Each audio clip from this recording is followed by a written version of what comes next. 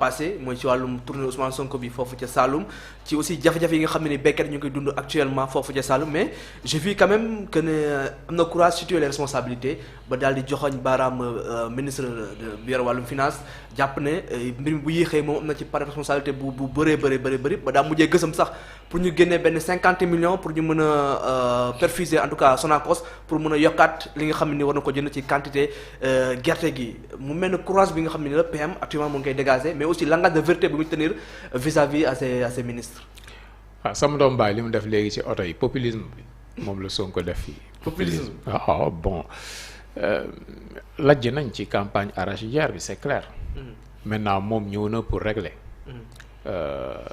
Sacrifié na devant le monde rural ñi nga xamante ni ñoom ñooy les ministres responsables de cette commercialisation wala de l'industrialisation xaw ma bon muy ministre kon agriculture ministre infrastructure xaw ma transport ñooñu quoi. Voilà Mabouba ak keneen ki Dieye mais moom nag dans tout ça. moom dans tout ça.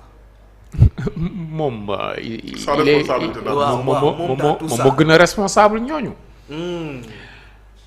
munoo nekk premier ministre bu affaire yëpp doxee ñu ne la ok tàccu la de la gongo bu affaire yi amee problème nga ne diw la wala diw dafa mel ni Pape Thiaw yóbbu équipe nationale rek bu amee victoire ñu ne ko wéy Pape jaajëf bu amee problème mu ne non jour sangam moo ñu. da nga jàppale si contexte bi il a fui à ses responsabilités.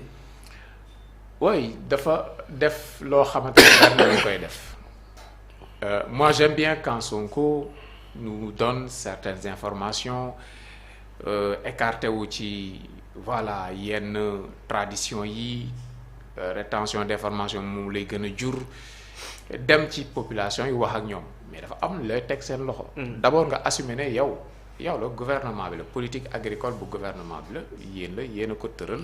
am na ay insuffisance am d'accord injecté nañ 130 milliards gunge nañ baykat fii ak fii mais li mu jël ci résultat kenn kontaanul. Donc on peut beaucoup entreprendre sans réussir grand-chose. Loolu moo fi feeñ léegi lan mooy problème bi d'abord du problème mu ministère bii rek wala département bii rek problème politique agricole bu Sénégal la boo xam ne doxul. ci wàllu mbay mi ci nguuru Pastef doxagul ba fii léegi bu doxul premier responsable bi c'est le président de la République et son premier ministre balaa ministre bi di ñëw bu dee ñun ñëpp ñoo responsable d'accord mais bu cité ñenn rek loolu da leen di sacrifier en quelque sorte et te loolu du moom mooy indi solution yi donc il faut du courage wax dëgg gi am na lu mu wax mais am na loo xamante ni populisme la gën a jege ak ay digaate yoo xamante ni digaate la rek pour déplacer le problème. mais ni ko ay dañuy jënd tant de tonnes nga ne nañ ko doubler ci saa si. fi nga toog voilà wax ko ok d'accord mais après la lay jur. bon bi ñu commencé jaay gerte gi léegi Sonacos di jënd c'est 2 semaines. ci 2 semaines yi terewul ba tey ñaa ngi jooy. fii ak 1 mois la ñuy xool ñaata lañ jënd au finish. lan moo des ci loxo baykat yi. lan moo jaar ci mbappat bi. lan la Sonacos jënd ci naata la ko jëndee. après boobu Sonacos nu muy def ak gerte googu. est-ce que am na matériel bu doy usine bu doy pour gerte googu mu traité ko def ci li mu fa war a def. parce que tamit mënul jël rek ay milliards di ko jënd di ko stocké foofu. ba déwén gerte gi fekkaat ko fa. donc problème dafa bari. du ay wax nii ay promesses. kese la voilà liggéey la laaj transparence la laaj. et puis nangu d'abord humilité la laaj d'abord. nangu ne voilà on ne tient pas encore le bon bout. xool acteurs yi xool nuñ ciy demee campagne bi léegi mu ñëwaat dafa gaaw. bien sûr dafa gaaw. et que léegi ñu dugg ci koor gi. baykat bi buy woor war na yor tuuti liquidité xaalis pour woor ci bakk soxla na suukar soxla na bisaab soxla na yenn yi am na yu mu am mais am na loo xam xaalis moo koy jëndi. Korité léegi mu yegg si. après Korité yàggatul tabaski ñëw donc ils ont besoin de liquidité léegi foofu yëpp du ay effet d'annonce rek de. des solutions concrètes non solution yu leer lay doon. très bien merci beaucoup Baye Cheikh Maxu coow li am na diggante Ousmane Sonko ministre bi wàllum agriculture ak aussi ministre bi wàllum finance ku nekk di jiiñ sa morom les responsabilités. xam nga le problème c'est toute une chaîne parfois c'est un peu ça manque ça manque un peu de courage de se décharger sur les autres. dire que diw la wala du diw. pour man c'est un problème boo xam ne ñoom ñëpp sax gouvernement bi yëpp ñuy jiite ñoom parce que en fait affaire mbay mi ak gerte gi du processus la c'est une chaîne. xam nga ma buuba xas nañ ko fii wax nañ ko lu nekk ñu man ak Pape Cheikh mais tamit nag boo seetlee bu baax tamit Pape Cheikh ma buuba moom liggéeyam am na fu mu yem xam nga liggéeyam mooy fu mu yem mooy lan jox leen ba ji bu baax. bu ñu amee ji bu baax ba fexe ñu am rendement bu bëri. bu rendement bi bëree ba pare mais ça dépend plus de lui du moom mooy jënd du moom mooy jënd xam nga campagne arachidière dafa am ministère des finances daf ciy bokk. premier ministre daf ciy bokk dafa bëri ministère yu bëri ministère du commerce ministère yu bëri dañ ciy bokk. léegi nag xam nga ñun Sénégal pourquoi problème yooyu dina fi am dina gis que pourquoi ñun sax développement pourquoi mënuñu ko am. on est trop dans l'amateurisme on est très approximatif dans nos décisions. dañuy organiser les assises politiques organiser lu ne mais mbay bi lu ko gën a mérito assise amul. dañ ko càmbar de. non dafa am mbay yoo xamante ni ñoo ngi ko fiy bay diversifié wuñu ko te dañoo war di diversifier man parfois damay comprendre la démarche de Mabouba de.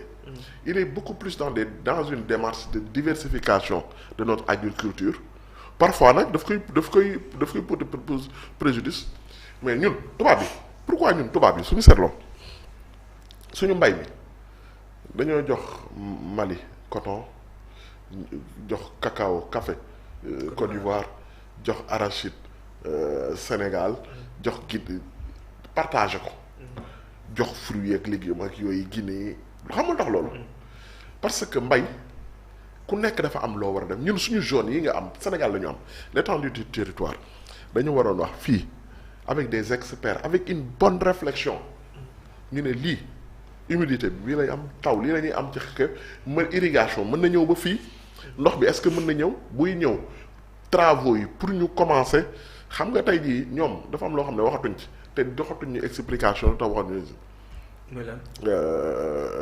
kii de l'eau l'autoroute de l'eau. C'était un bon projet mais waxatuñ ci. waaw dañ ko wax tamit ay temps. même su fekkee dafa cher on n'a plus les moyens pour le mettre sur pied l'autoroute de l'eau mais dañu ko war a wax ñu xam mais xam nga tey jii ñu ne bu ne dañoo am autoroute de l'eau bu jugee lac de Guiers. bala muy ñëw bay yëg si Kayor lii kat travaux yi bu ñu ko commencé il faut 2 ans 3 ans.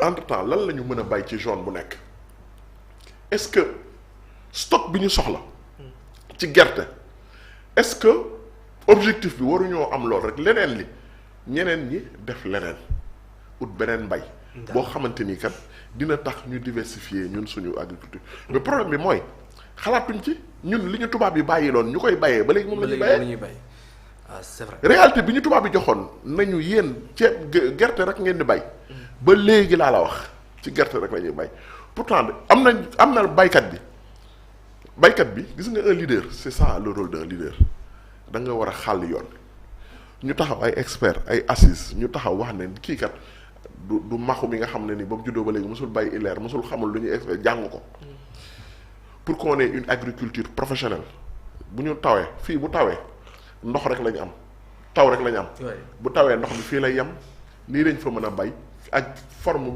d'agriculture bi kii bi culture bi lañ fa mën a am ñu def ko loolu zone bu nekk ñu xam fa lañ cay def bu boobaa dinañ taxawal ñoŋal suñu diversification suñu agriculture ba dëgg mais instant bi yow seetlul bu baax rek doo dégg mukk depuis Abdoulaye Wade ñii nag mu dañ cee raw campagne arachidière bu campagne gerte bu réussir non gis jinne ko gën a yomb. gis na am de c'est vrai. doo gis jinne laa moo ko gën a yomb. oui et boo xamante ni bay mais grand on ne peut pas se permettre nu mu tuddati 65 ans après l'indépendance. oui 65 ans après l'indépendance. ba léegi nii laa la wax. oui gerte gi baykat bi di am problème bu bayee ba léegi nan lay écouler gerte gi yéen wax ngeen ba jële chinois yi nañ dem ok on applaudit. mais tamit boo dàqee chinois yi dafa fekk ne yow mën nga koo remplacer. saa yi ku dàq bàyyi jàmbur dafa fekk ne da ngay joxe dépense kër ga. mun a dàq chinois bi bàyyi jàmbur ba pare kenn joxetul dépense ba ngeen toog leen ngeen fande. oui c'est un problème à régler alors c'est clair donc dañuy jàll ci beneen point wax li nga xam ne aussi soxal na wàllum société ak suñu nekkin waaye it li nga xam ne ñu koy gis depuis presque un mois ci nekk ci ay ñaawteef yi nga xam ne nii